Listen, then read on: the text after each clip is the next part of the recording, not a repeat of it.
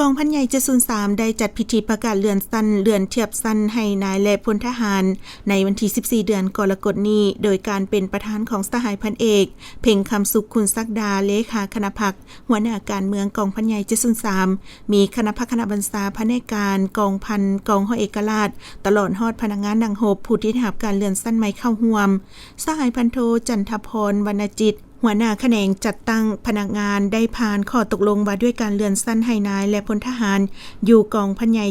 703อิงตามมาตรา22ของกฎหมายว่าด้วยนายทหารกองทัพประชาชนลาวอิงตามการค้นคว้าและนำเสนอของกลุ่มใหญ่การเมืองกองทัพ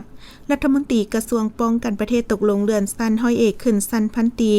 จำนวน7สหายหญิง2สหายเลื่อนเทียบสั้นห้อยเอกขึ้นสั้นพันตรี3สหายหญิง2สหายเลื่อนสั้นห้อยโทขึ้นสั้นห้อยเอก10สหายเลื่อนเทียบสั้นห้อยโทขึ้นสั้นห้อยเอก2สหายห้อยตีขึ้นสั้นห้อยโท7สหายหญิง2สหายนอกจากนั้นสหายห้อยเอกคำพองอุลลาศีหัวหน้าแขนงกำลังพลยังได้ผ่านข้อตกลงว่าด้วยการอนุมัติเลื่อนสั้นนาย10อยู่กองพันใหญ่703จำนวน12สหายตืมอีก